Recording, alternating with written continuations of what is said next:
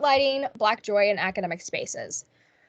So let's start talking about like our everybody's favorite show. If it's not your favorite show, then you need to rewatch it or watch it for the first time. Bridgerton. It was the show of 2020, and so many people love it. But there was also a lot of criticism that came with this TV show. And why is that? So Bridgerton follows the storyline of a duke and a young girl in Europe. It's like a historical romance type of TV show that was stemmed from a romance novel series. But as you can see in the picture that I presented here, is the Duke is black. And historically, that's not exactly accurate. And so NPR Code Switch did a piece about all of the backlash that Bridgerton was getting. As we can see, a lot of really important historical figures that were presented in this show were black. So we have the Queen.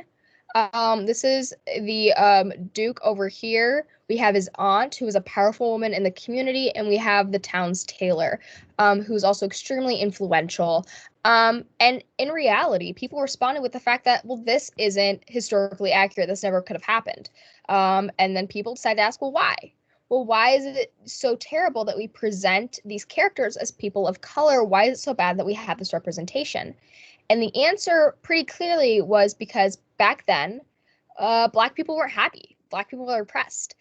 So it's not historically accurate to allow films and TV shows to represent Black people as thriving and being joyful and being powerful, because that wasn't the truth. Well, first of all, it's fiction. So why people were so pressed about, the fact that we had some fictional characters in a fictional TV show being people of color is a whole other issue. And we've seen this presented with the fact that Ariel in the new live action Little Mermaid is also a Black woman.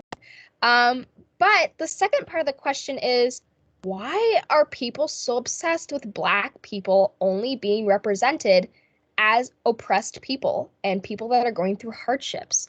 Why is this the case?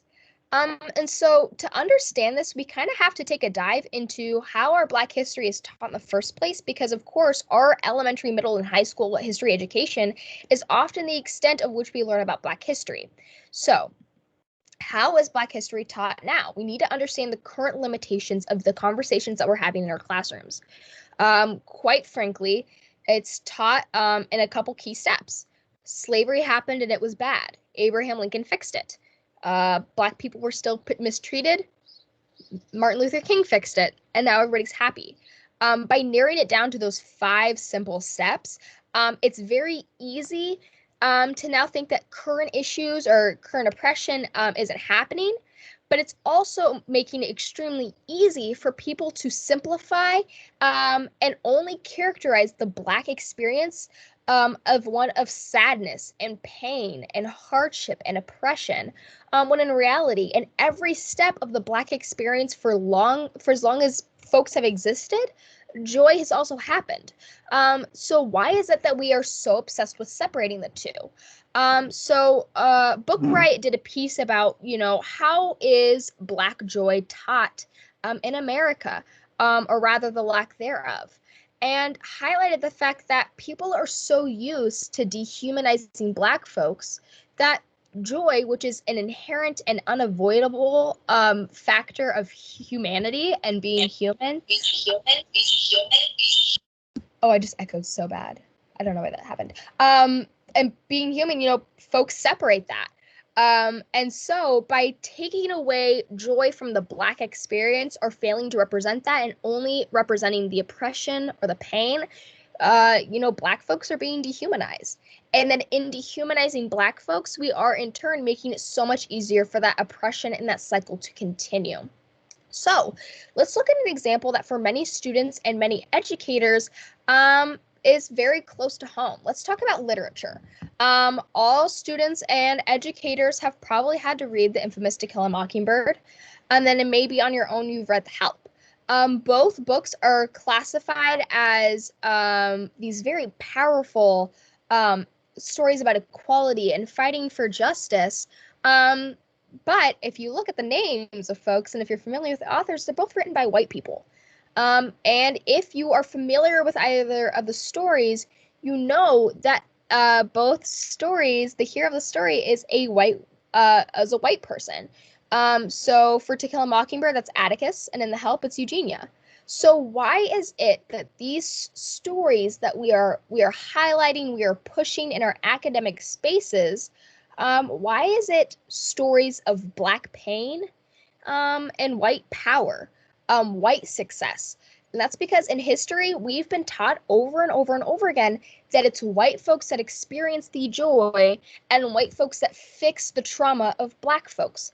When in reality, Black folks are also capable of experiencing joy, love, happiness, and they're also able to fix their own hardships. And so by highlighting these two stories specifically in our literature classes, we are basically allowing students to profit off of Black pain as opposed to exposing them to Black joy. If you've taken English at Central, specifically in 8th grade, you probably read To Kill a Mockingbird as a class. And in that class, I know especially in my class, it may have not been the same for every teacher. White students were not only allowed but encouraged to say the N-word when reading the book aloud. That's just the reality of the classroom experience that we had in 8th grade, because it was a historically accurate word. And this is a phenomena in educational and academic spaces, that if an author uses the word, then that provides a historical context, or it's used in a historical context. And for that reason, folks are allowed to use the word out loud. I still don't completely understand how that bridge is built. And through the research that I've found regarding this topic, nobody really knows.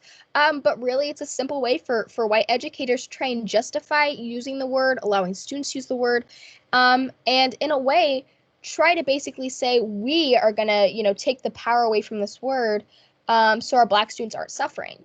But in reality, it's not the white educator's job nor place to decide, what trauma is allowable.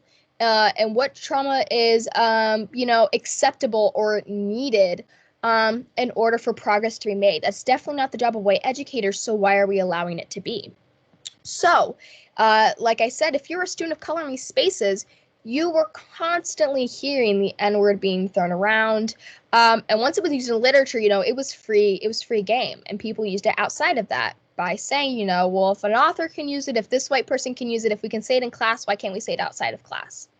So this is a perfect example of a classroom or an academic space, as we're discussing today, highlighting and basically allowing Black pain to occur in order to make it easier for white folks, specifically white children, to fall into pattern with oppressors or oppressive behavior, and allow Black pain to continue, all in the name of white educators and white students making it less traumatic, or desensitizing the word, or taking the stigma away from it, which in reality isn't happening.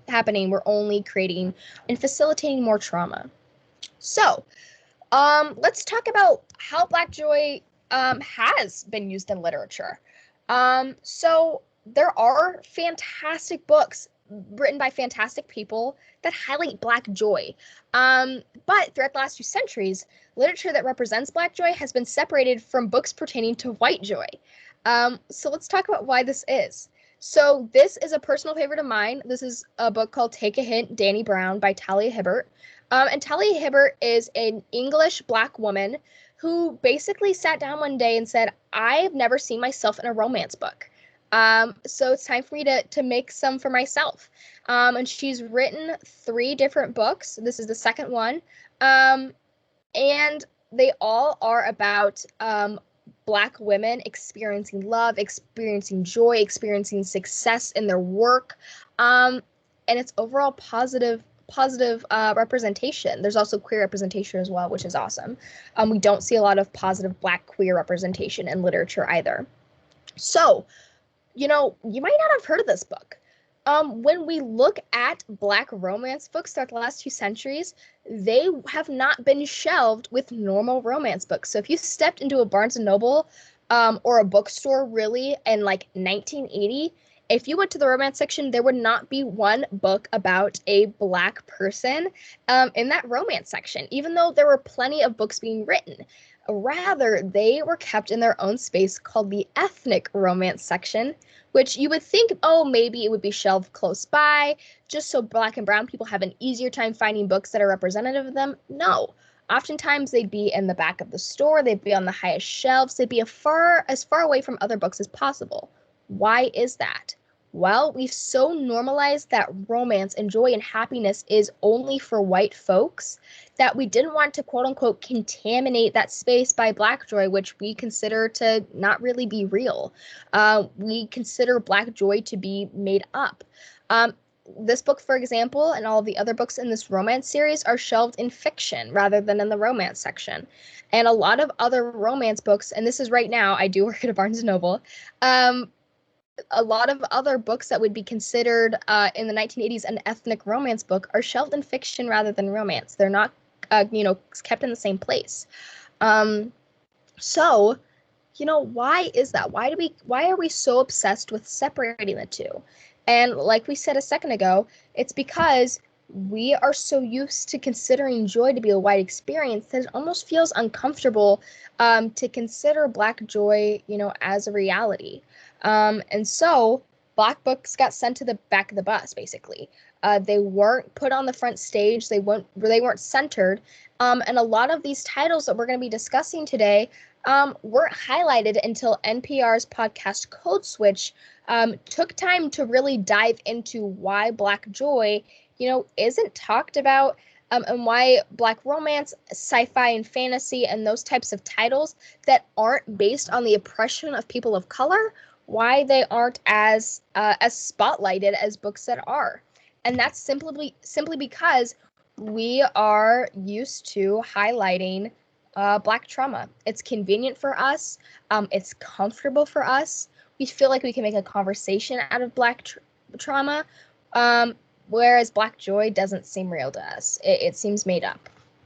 So right now, I urge you all to go on your phones and subscribe to Code Switch. Race in your face is the catchphrase, and it's true. This podcast talks about the most diverse and impactful issues that you can imagine. And this is the podcast where I got my idea about talking about Black romance and Black joy specifically.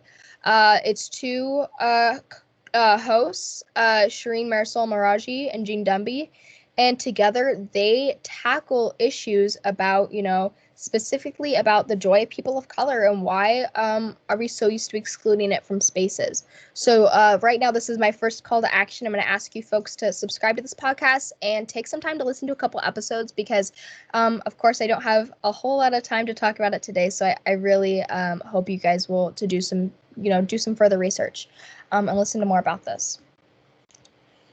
So what are books that are representative of Black joy? We've already thrown To Kill a Mockingbird and The Help in the trash, basically. So what are some books that we can actually turn to?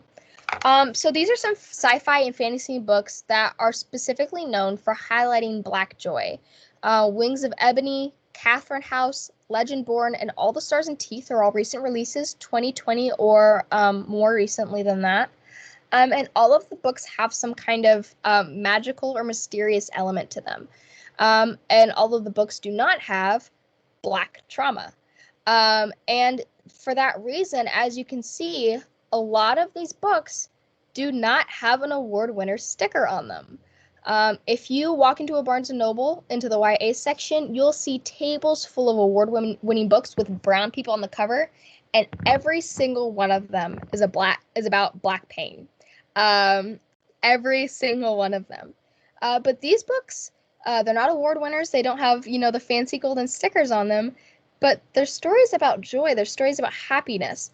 And so I ask you all to take a picture of this. They have all of these books at the Des Moines Public Library and dive into stories about Black joy and happiness and success for probably the first time because they are very strategically and very purposefully kept away from us.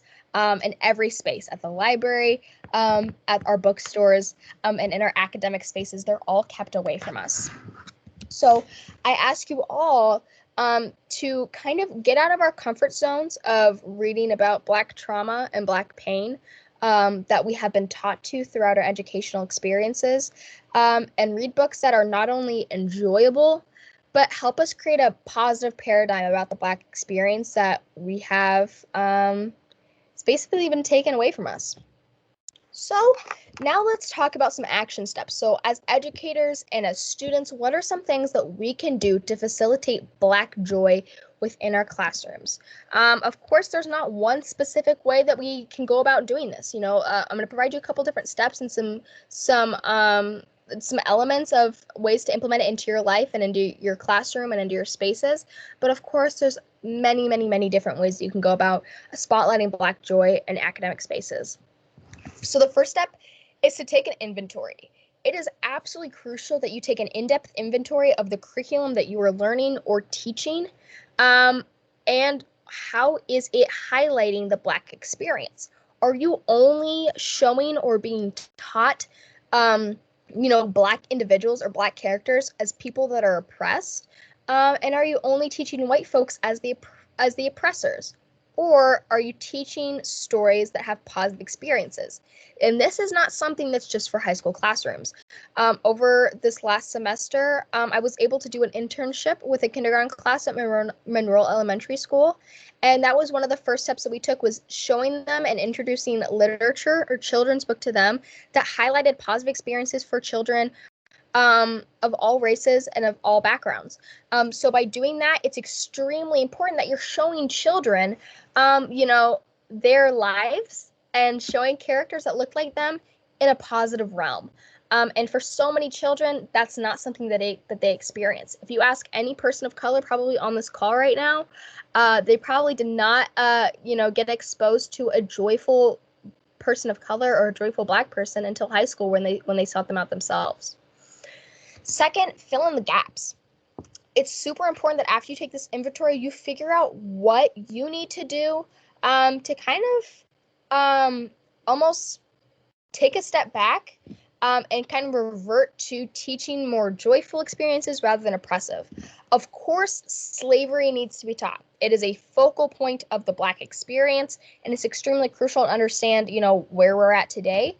But it's also important that we understand all of the other spaces that we need to talk about within that experience. Third, ask for help. Teachers are severely underpaid and overworked. That's the reality. But I'm asking you to ask your coworkers and fellow educators for assistance. This can be reaching out to professors that study this explicitly. If you are able to reach out to a professor of Black Studies at University of Iowa or Iowa State, they will be more than happy to provide you with the research that they've done and curriculum that they've created. If you also reach out to museum curators, they often already have pre-made PowerPoints and activities that they provide to kids that visit the museum that pertain to the topics that you want to discuss in a positive way. So by asking for help in the community, you're reaching out, you're providing resources, and you're able to expand your own personal knowledge about this topic as you start to relay that to your own students. And lastly, like I said earlier, you don't want to stop with slavery. Slavery should always be included in these conversations. Without a full understanding of slavery, we cannot comprehend, where we are right now. However, do not stop with the fact that people were enslaved. Talk about the food, talk about culture, talk about religion, talk about dance and songs, talk about family structure within enslaved people's families. By doing these things, you're putting the humanity back into these folks, and you're able to show that Black joy has been experienced in every single part of Black livelihood. No matter what the situation, there was always Black joy. And by teaching the resilience of folks and the successes of folks, even enslaved folks, you're taking away that idea or that paradigm that Black folks or Black experiences are one of only pain, and putting in that Black joy that we want to be spotlighting. Overall, what we've seen throughout the history of education is that it's more comfortable for us as people, and even outside of the realm of education, but especially after this last year, it's so much easier for us to talk about the oppression of Black folks, than the joy that they experience. And that's because that's the only thing that we've been taught, basically our entire academic careers. Especially if you're already an educator, chances that you were able to learn these types of things throughout your college experience is highly unlikely. A lot of educators are not exposed to how to teach Black joy. And so by expanding the idea of what we view Black joy as, and identifying it as a reality rather than continuing to coin it as a fantasy or an unreachable idea, we're able to instill that joy back into our students' lives, specifically our students of color. And by doing that, by creating more representative curriculum, by creating more equitable spaces for our students, and by instilling them with the belief that they can have the same joy as the folks that they're constantly learning about, then we're able to create and facilitate more success and lifelong happiness for all of these students. Throughout my AP research project that I conducted over this last year, it was found that students that were represented in their curriculum in a positive way were more than 20% more likely to continue to pursue an academic career enrolling in post-secondary education than students that weren't. So the more positive representation that we're providing these students of their cultures and of their experiences, and by teaching Black joy, we're not only increasing, the quality of their education in the moment, but we're honestly increasing their chance of lifelong success far after they leave our classrooms. And that's what's so, so important. As educators, we hope that our students, will, go on, and we will, leave them better than we found them. So by facilitating conversations of Black joy, by, having uncomfortable conversations, and by admitting that maybe you haven't exposed yourself to Black joy and emphasizing, expanding your own knowledge about it, we're able to create a more successful generation, behind us, and a more joyful generation. Because that's what we want for our children that follow us. So I urge you all to take these steps within your spaces, whether you're an educator or you're a student, especially students that are about to enter, a college academic space for the first time. By highlighting and understanding Black joy, we're able to, facilitate more joy for all people. And that's, exactly what we want to happen. So that is the end of my presentation. So now let's do questions and just talk about a bunch of information that I just dumped on you.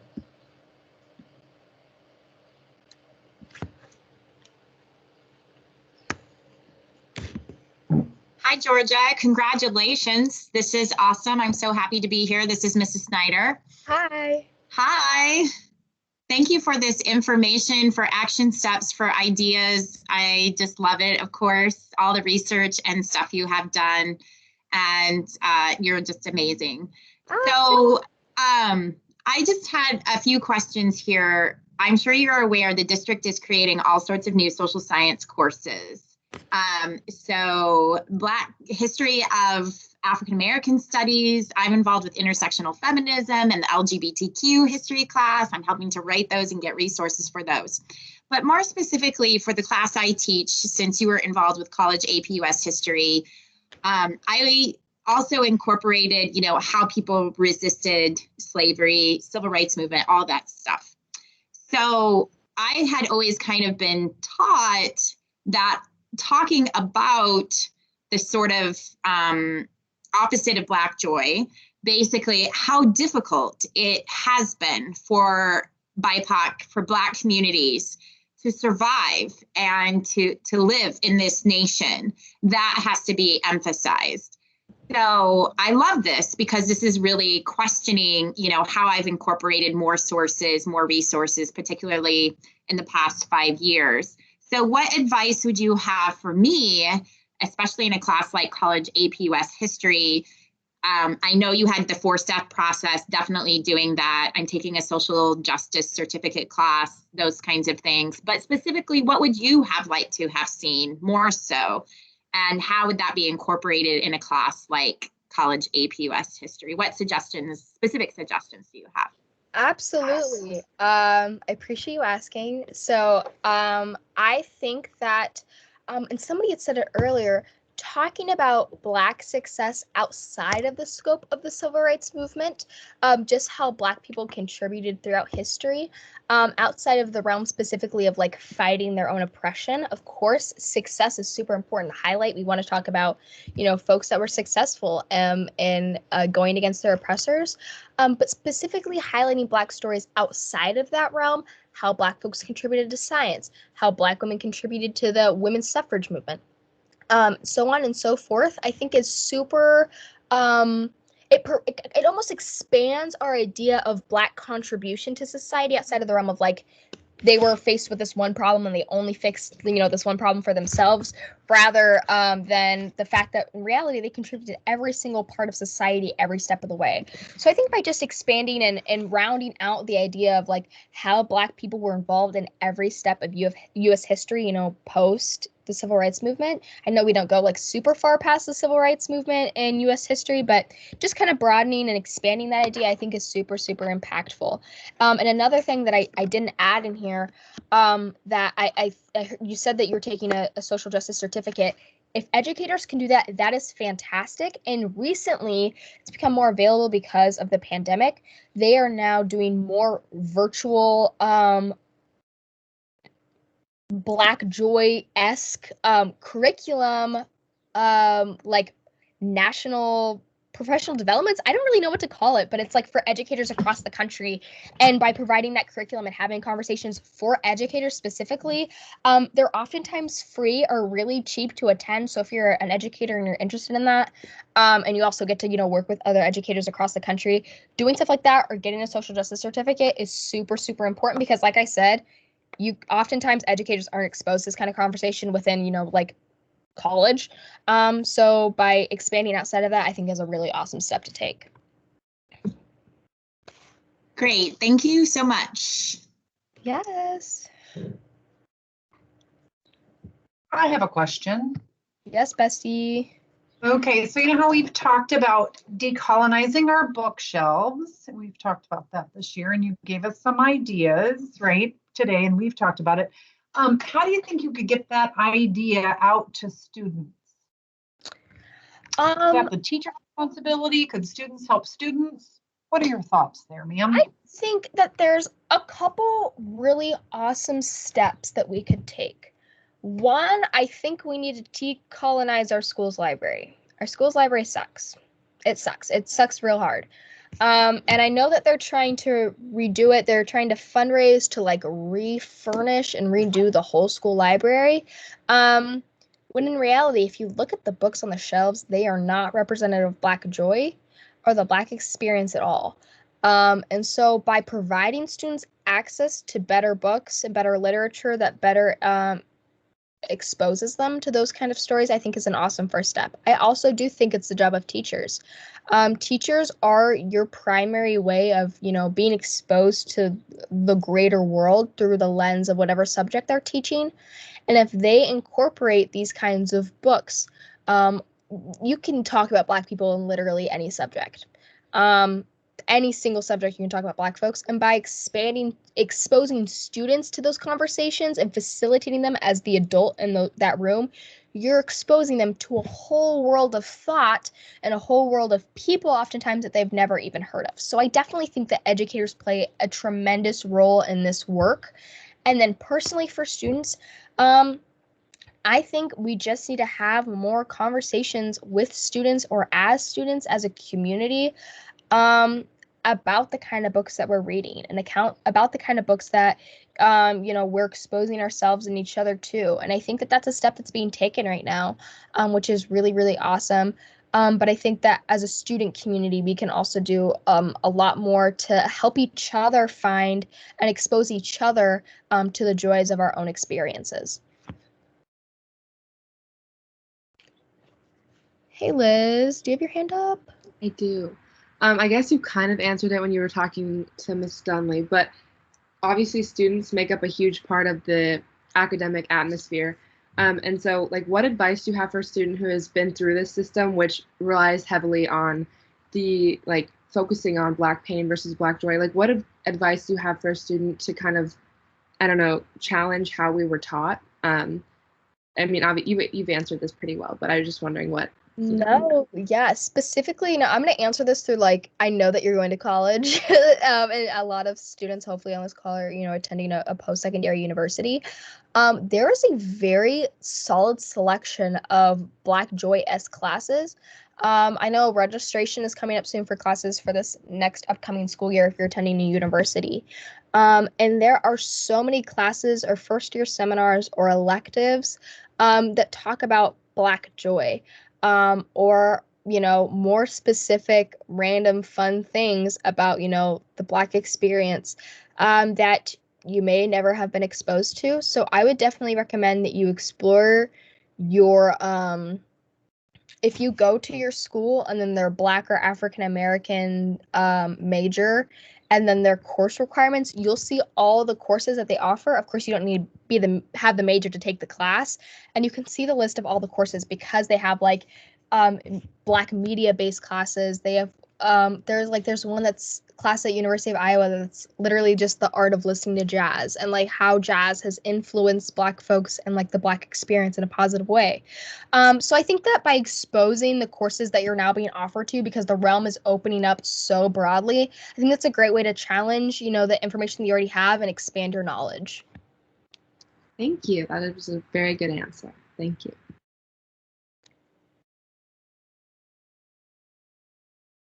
Any other questions? Yeah, Miss Dunley. I like to raise my hand. I love it. As Liz did. Otherwise, I just kind of jump in. Okay. Also, earlier today, when we were talking about textual lineages, right? And you covered podcasts, and I love that, right? So how can we expand our content and our contact with other, joyful experiences? And in that book, when we were talking about today with Ezra, like TED Talks or movies or social media or art or blogs, or even like you said with the jazz class, like music as a form of poetry. Do you have any other suggestions for how students, staff, just adults in general, could expand that contact? Any other ideas? Not that you have to have all the answers right now, ma'am. Yeah. So Code Switch, NPR has a lot of really fantastic podcasts about race. There's a lot of them. So I definitely would recommend that, specifically since they're very there's everything for your niche. So like if you are what's the word? If you're interested in a specific topic, then they'll have something for you. I think that by exploring and investing in Black art specifically, so Black music, and Black art like paintings, and jewelry and lip gloss and makeup and all that stuff, I think that's investing in Black joy specifically, like literally with your money. And then I also would recommend, I had another one in my head that I was thinking about. Oh yeah, I think that by doing things like you said, Miss Dunley, like watching TED Talks, because they're not super long, they're like 10 minutes long, or doing stuff like that, I think that you're able to just learn directly. I think your questions are so easily answered if you do that kind of research. And I absolutely think that Google is your best friend.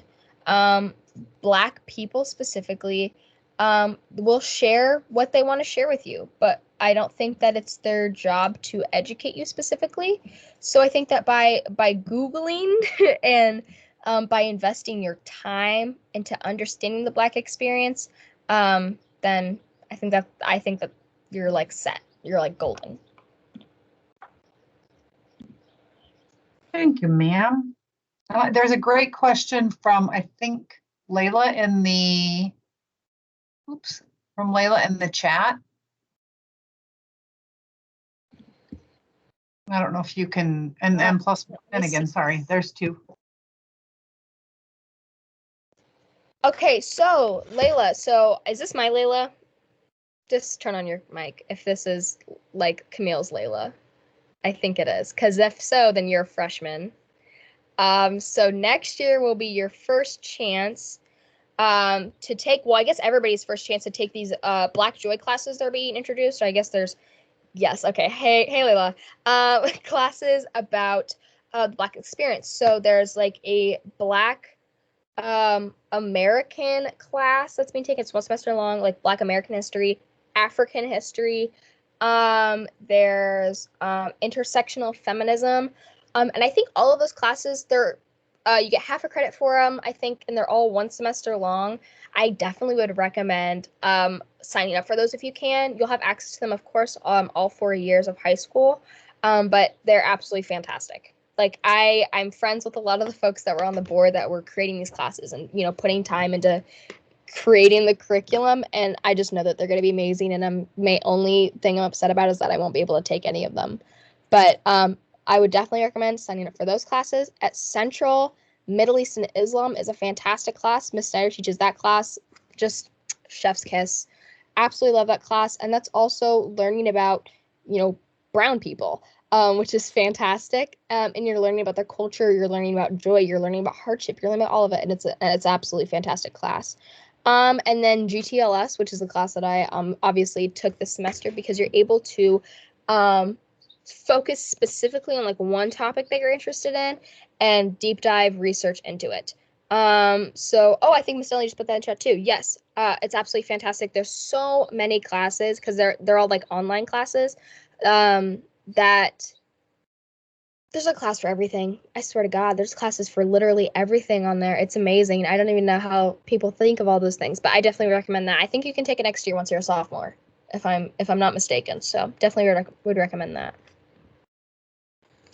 I see another. Yes, you can take it sophomore, junior, and senior year. Perfect. Do it. Miss Finnegan, I think, has a hand up. Yeah, I was gonna take you back to, I wanted to know a little bit more about the time you spent in the elementary building, but I wanted to get there through this year, 6th graders read Hidden Figures. And it's a nonfiction text. Have you read it already? So nonfiction.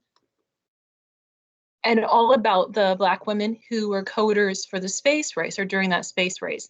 So I think it really promotes Black joy in the way of giving so much credit to the well-established Black colleges that were turning out these women who were phenomenal in the area of coding, in science and math, and honors all their learning.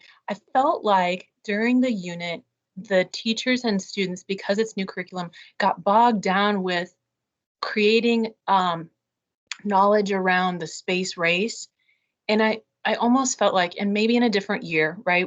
It's been a challenging year, new curriculum, but how do we, it really comes through the discussion and the teaching to focus in on Black joy and to celebrate all of the knowledge that the book is really about, and to not make it about the space race or the men or the bathrooms and the segregation. Were there insights from your experience in elementary classrooms, or just from your education, where you would say, here's how to really tap into conversations about Black joy? Or so much of it is created just within the classroom, and it's almost like we don't even realize. But then just from a kind of an outside view, I was like, we're turning this to something else instead of, this is a book about Black joy. I absolutely love that you're teaching that book. I think that book is amazing. I think the story is absolutely phenomenal. I think that that's an amazing first step. I think that as an educator, it also just might take time, like getting used to teaching the curriculum. Like, give yourself some grace. The kids are learning something new, and you're learning something new because you're teaching it for the first time. But I always think that by I don't even know, but by refocusing conversation, I guess this is easier like in an in-person space, but like when you get to have those times of like discussions and being able to do those discussion questions and having folks and your students reflect specifically on certain aspects, I think that allows the conversation to be a little more focused on where you want it to be.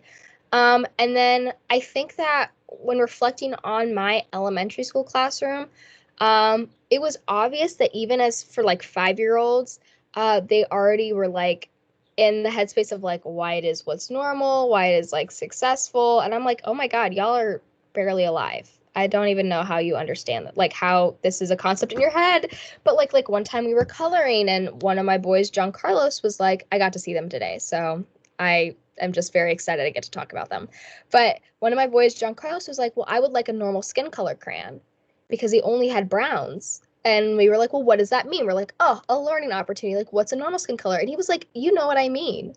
And I was like, oh my gosh, first of all, you're sassy. And second of all, like, that is insane that they already have this idea instilled in their brain that like white is what is normal and everything else is abnormal. So I think that by starting at super young ages with children, by teaching them positive stories about themselves and then furthering that all through education, I think it's needed literally in every aspect. And more recently, there's been a huge boom in Black children's authors. And like, I don't know if you guys like, I work at Barnes& Noble, so probably not, but like there's like Rap Baby and Hair Love and like all of these stories about like it's like board books about Black folks being successful for children. And I think that by sharing that with children of all races at a young age helps to kind of satiate that need and set them up for success about learning about themselves in a positive light. And I think that then once those kids, get into your classroom, Miss Finnegan, they already have that understanding of like the understanding that they as Black folks, as Black children, can be successful and do great things, and then Hidden Figures and other texts like that will only further instill and concrete that knowledge. So I think that it shouldn't be left up just to you, as a sixth grade teacher for 11 and 12-year-olds. I think that every step away of the way we need to be instilling this knowledge in them, and that will only set them up for more success once they reach like middle school classrooms. Thank you. That's a Yeah. really good point. I love the children's books too. That's a really good point. Thank you. Yeah. Anybody else? Those authors of those kid books that you told us to follow, they're wonderful to follow on social media, by the way. They bring me joy. Oh, there you go. Circled that. Full circle. I love it. Any other questions?